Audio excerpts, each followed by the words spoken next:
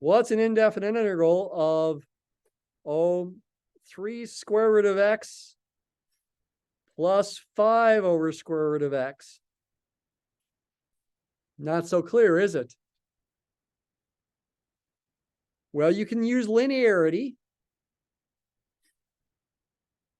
We can, just like the derivative of a sum is the sum of the derivatives, so the integral of a sum is the sum of the integrals, and constants can be brought out in front.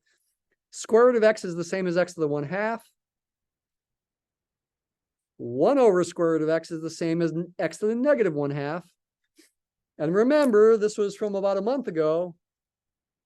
We have the fact that the indefinite integral of x to the n power is x to the n plus 1 over n plus 1 plus c. If n is not equal to -1, because otherwise we'd be dividing by 0. If n does equal -1, the integral of 1 over x is the natural log of x plus c, though to allow for negative values of x, we include absolute value signs as well. Couple facts we talked about, some about a month ago. They come back, you should be able to do this for the assignment. So this is antiderivatives from a symbolic perspective instead of a graphical numerical perspective as in section 6.1. So in this case, n is 1/2.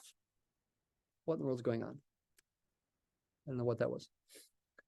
In this case, n is 1/2. 1/2 plus 1 is 3/2. Keep the 3 there. Put a 3/2 up there. I mean, you can make it a 1.5 if you like, but you should feel comfortable with fractions. Divide by n plus 1 as well. Dividing by 3/2 is the same as multiplying by 2/3. That's how that'll simplify in the end. Negative 1/2 plus 1 is positive 1/2. Divide by that same number. Put the plus c at the end. You might say, is there a plus c for each of these that combine into this plus c? You could think of it that way. Simplify. Yeah, dividing by 3/2 is the same as multiplying by 2/3. Dividing by 1/2 is the same as multiplying by 2. Simplify some more. You get 2x to the 3/2 plus 10x to the 1/2 plus c. Or if you prefer, you could write that as 2x square root of x plus 10 square root of x plus c. That's probably, either of these is okay as the simplest antiderivative of this thing. Simplest indefinite integral. I use the power rule in reverse is effectively what this is, yes. You can always check it by differentiating. Could do it in my head here. The derivative of 2x to the 3/2, bring the 3/2 down, right? 3/2 times 2 is 3. X to the 1/2, hey, that matches that. Derivative of that, bring the 1/2 down and get 5x to the negative 1/2. Yes, that matches that. It works. You can always check it by differentiation. Let's do a one involving maybe a trig function. And maybe an exponential function. And let's also make it a definite integral. X goes from, say, 0 to, I don't know, should it involve pi? Or maybe, I'll just pick 1.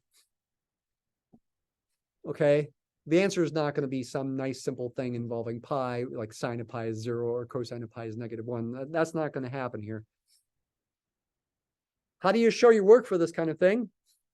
Write down an antiderivative and put the vertical line to the right with the limits of integration, in this case 0 and 1, bottom and top. Antiderivative, you got to do some guesswork. You have this on the last exam. The derivative of cosine is negative sine. The integral of sine is cosine, or the derivative of sine is cosine. Therefore, the integral of cosine is sine, not negative sine. The derivative of sine is cosine. Therefore, the integral of cosine is sine, not negative sine. We got a 3 in there as well, so that has to be compensated for. A little bit of trial and error produces 1/3 times sine of 3x. You may have heard me talking with Dr. Stein before class briefly. We were talking briefly about differential equations. And he was like, yeah, I was telling my class about differential equations that they could take it from Dr. Kinney and learn all about differential equations. And I said, yeah, differential equations is just a bunch of fancy guessing. Okay, well, educated guessing. That's what we're doing here, educated guessing. Based on knowledge that we have, like the derivative of sine is cosine, also knowledge of the chain rule. So now I need this 1/3 in front, because if I differentiate this, I get an extra factor of 3, and that's got to cancel to get coefficient of 1. Same kind of guesswork goes on here. We're going to have to divide by -5, I guess, right? Doesn't that make sense? You can always check it by differentiation. Differentiate this. Chain rule gives you an extra factor of -5, which cancels with the -5 in the bottom to give you +4. You can always check it by differentiation. Actually, since I'm doing a definite integral, I don't need the plus c. If it were an indefinite integral, I'd want the plus c. But the c cancels when you do a definite integral, so you don't need it. Put the 0 and the 1 there. Plug in 1. Like this. Then subtract what you get when you plug in 0. Like this. Careful about minus signs. That's always a really tricky thing here. Simplify. Sine of 0 is 0, so this is 0. E to the 0 is 1. So -4/5 times 1 is -4/5, not 0. Sine of 3, what does that simplify to? Well, it is what it is. Okay, it's not a nice number. You're in radian mode, as you should be. Sine of 3 is some irrational number. There it is, blah, blah, blah. Just leave it as sine of 3. 1/3 sine 3 -4/5 e to the -5. Two negatives make a plus 4/5 is evidently the answer for the integral. I could try to approximate that with my calculator. I think it might be best instead to check it with Mathematica to see if symbolically we got the right answer. Hit the definite integral button. Go from 0 to 1. Use parentheses. Cosine of 3x plus 4 times, use a capital E, e to the -5x.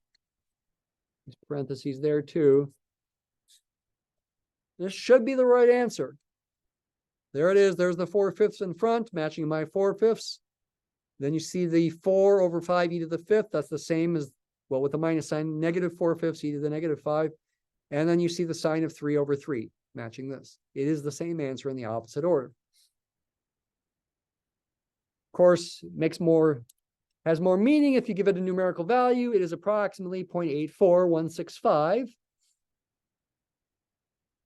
Percent sign in Mathematica refers back to the preceding output. If you plot this function over the interval from 0 to 1, hopefully it makes sense graphically as well. Plot this function, x going between 0 and 1. There's the graph. It is both above and below the axis. This 0.84 is supposed to be this area minus that area. We could try to eyeball the area. If I drew a line from here to here, that's like a triangle. Base of 0.6, height of 5. 1/2 base times height would be what? 0.6, I think, for the area of that triangle. No, that doesn't make sense.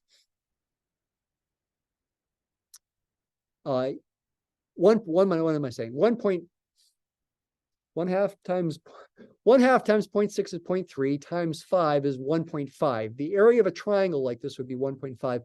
So the area of this region is a little less than 1.5. 1.2, if I had to guess.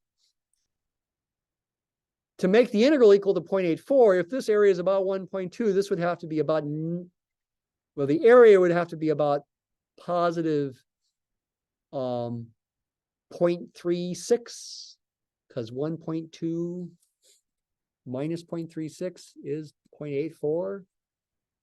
I'm just guessing. To make this integral equal what it does. So it can make sense graphically too.